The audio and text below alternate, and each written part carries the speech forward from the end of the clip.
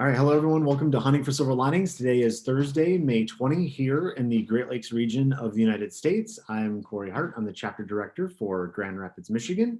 And today we're joined by a former chapter director at a university chapter over in India. I'm really excited to have you join us. Can you do us a favor and introduce yourself? Yeah, sure. So my name is Anirban, and I have been a chapter director for the lovely professional university Jalandhar. It's a, private university in the state of Punjab, India. And I have been a chapter director from September 2019, I guess, to 2020 mid. And I have been working on my startup ever since September 2019. And my involvement with Startup Grind has helped me a lot to learn about the community. So, And how did you find Startup Grind? Like, how did you first get involved or become aware of it?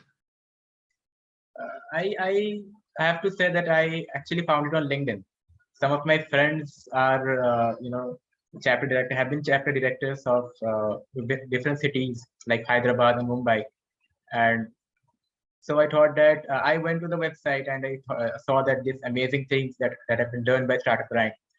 And I thought that, yeah, we do have a lot of startups and entrepreneurs in our university. So why not we start a Startup Grind chapter of our own? Cool. And when you left, is it still going, the chapter there, or is the chapter no longer at the university? No, actually, the chapter is closed for now, but I'm sure that it will be replaced by someone who is better than me. Cool. And so now that you're finished with the university chapter, I noticed that you're involved in some new stuff. Can you tell us a little bit about what you're doing now? Yeah, actually, I'm a pre-final year student studying computer science engineering, and I will be starting my one-year internship in software testing domain from the 1st of June this year. So actually, it's a startup I joined two months back. It's about software testing. Basically, the company, what it does is software testing. So I will be interning for 1 year over there, and I will be opening a new chapter, or I will be joining the chapter in Hyderabad, Startup Brand chapter, next year, I guess. Very good. Are you going to help out with the chapter? Yeah. I have already talked with the chapter director, and he was, very kind to offer me that, yeah, if you come, we will have a co-director position, so you can have that. That's awesome. When I first started, so I didn't start until late 2019 myself with Startup Grind. I connected with a former director, and we had a long coffee, and she explained that even after she left Startup Grind, G at HQ made sure to let her know that once you're part of the family, you're always part of the family. So it's always nice to have that kind of community, right? That you can always lean on when you need to. I seriously agree with this point, because for the last, I left Startup Grind around mid of the 2020, and after that also I have been in constant contact with the Startup Grind interns. Like I was contacted by Connor and previously by Maya Hebel. So it is kind of, like fascinating, like the community takes care of you even though you are not in the community anymore. Right. So now that you've joined the startup a few months ago, what are things like there for the entrepreneurs like yourself? Just kind of getting started. What is the climate like, as far as, is it easy to find opportunities to get plugged into?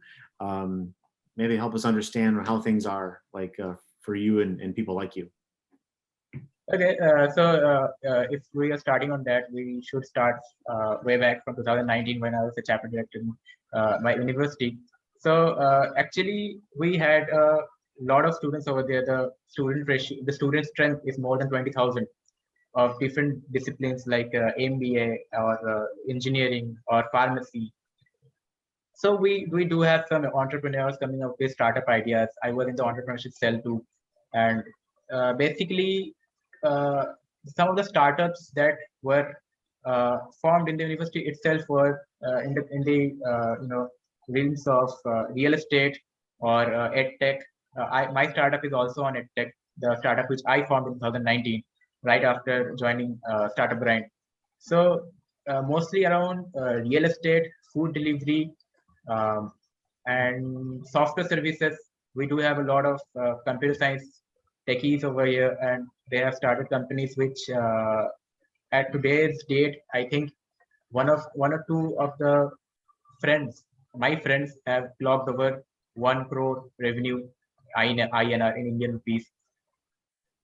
So if we are coming to the point, so let me say that uh, the opportunities are not like they are like fed to you, but you have to go there and you have to take the opportunities. Like it's actually, you have an idea, you think of starting up something, and you go to the market. You have market analysis.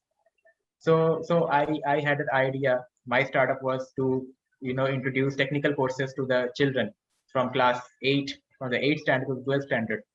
So I went to schools, I went to government schools, I went to private schools, I talked with the principals, I gave them free demo lessons. I was rejected by a few schools because, like, I am a student myself, and I do not have any validity, past experience and all that. But, I did with 40 or 50 schools, and gradually 10 or 12 of them were interested. And as some of the schools were interested, we used that record to show to the new schools, and they gradually loved us. So we did the market analysis, and then when we were out for funding, for searching for funding, we actually, what I saw that in my startup grant community, in LPU, in my university, the thing was, we have to go to, like, the people who have the money but do not know where to keep it, what to invest. Like, they have an interest in investing some money in startups or some new kind of business, but they don't know where to start or all. So I go there. I actually invited some of them, 20 or 30 of them, to our university, and took a meeting. I invited all my fellow entrepreneurs there, and what they did was, the investors, they had some common interests. Like, some of them were ready to put their money in education. So some of my edtech founders went and talked to them. So they got, like, like 2 lakhs or 3 lakhs INR, Indian rupees, as funding. So they started up, and I think they are doing pretty well till now. So as goes for real estate also. Some of my friends had a idea to start a online, like online shop kind of thing for finding student dorms across the university.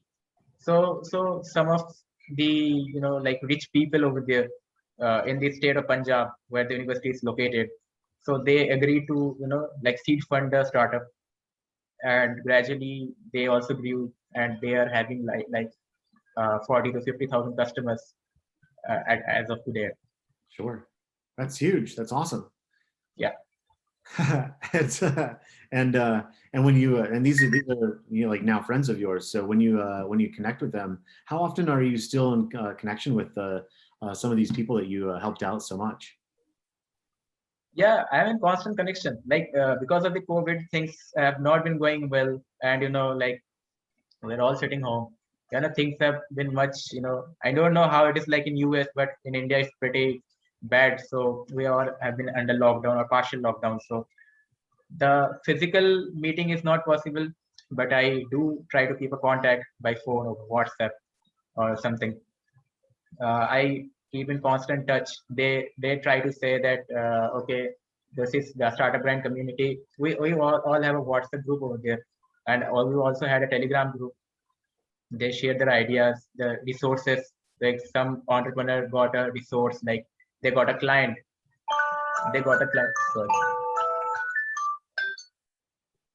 Yeah. Yeah, some of my fellow entrepreneurs got a client who wants a software tester or something. So they refer it to my fellow entrepreneurs who are in software testing or something. So this is how it goes. So we are in constant touch. It has been lessened, but we are in constant touch. That's awesome. So, um, uh, what what's next for the startup that you're involved with? Like, what are the next steps? Like, what are the next obstacles that they're trying to tackle? So I guess the next obstacles would be the legal. I found a lot of obstacles in the legal portion, like to enter in edtech because my startup is in edtech. So there was a lot of obstacles, like like finding the right permission to go to schools and then to deliver their speeches or the classes, or you know like opening up a website. And there is also GST taxes and other compliances. These are some of the things, but Indian government have been giving some really good relaxation sessions on startup compliances. So if you are a startup, they will not be required to fill the taxes and all for I think the next 5 years. So this kind of things have been relaxed, but there are still some things that, like opening a company takes around 1 month, and if something bad happens, like you are not getting revenue or you need to close it down, it takes around 3 or 4 months. And within that 3 or 4 months, you still have to bear the cost of running the company. So if we speak about the obstacles that uh, come after opening up a company or a startup, it's mainly what every or 90% of the people do wrong is the wrong market analysis. Like they find the idea is too good, Mhm. or so they just launch the product before even taking the customer insights in mind, or they do something like okay, Uber is a good revenue model. Uber has a good revenue model, so let me start something like that in my state. But they fail to understand that customers may have different preferences, because Uber in US or in Australia or in Europe may be kind of doing something else, and your people, the people in your area, have some different kind of things in mind. So it may not work. So 90% of my friends have been failed in the first or second attempt in this area to like validate the idea.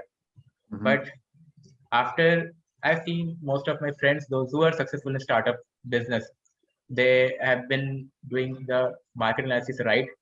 They have understood what is the need of the customer, and then they built the product.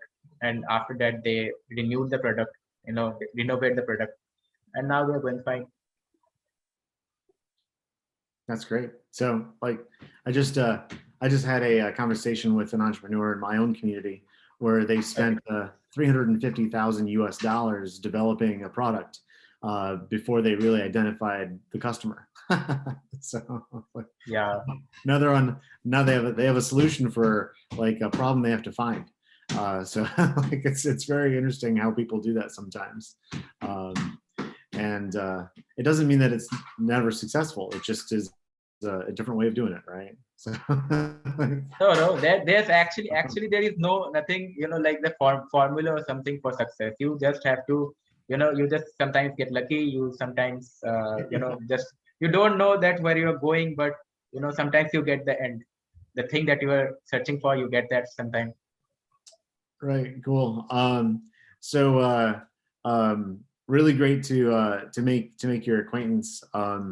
Most of our hunting for silver linings as we get to know people are a little bit longer. Unfortunately, I do have to apologize. I'm watching my daughter right now, so I have to. I'm childcare right now. But we always ask, the people that we're talking with, what the global community of chapter directors and ecosystem can do um, for our guests. So I'm wondering if you have anything that we can do for you, at this moment, whether it's anything.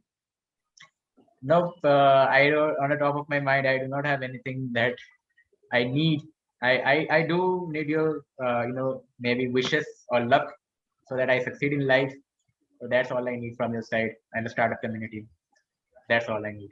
And what kind of maybe what kind of people are you looking to connect with? Like if people are interested in learning more about your ed tech operation, like what kind of individuals should be reaching out to you, and how can they find you? How can they find me? Yeah, my LinkedIn account is always available. I am quite active on medium.com. I write articles over there. Mostly my email and my LinkedIn account, I am always active over there. So people can reach out to me in both of these platforms. So you mentioned you're publishing quite a bit on Medium. What do you write about? Actually, I write about, like my personal life, like stories, short stories mainly. So Okay. I do have like 5 or 6 of them stories in my Medium account, like that. Well, great. Not too much. So yeah, definitely got to follow you on Medium, and so yeah, reach out, connect. Of course, if there's anything that we can do, foster connections or do anything for you, feel free to always please reach out. Bottomless well of resource for you, and I'll be looking forward to reconnect and check in with you in like 6 months time or so, see how things are going. Yeah, sure. Uh, Always. all right, Anirban, thank you so much. Really appreciate it. Yeah, thanks. It was nice talking to you too. Likewise. Ciao.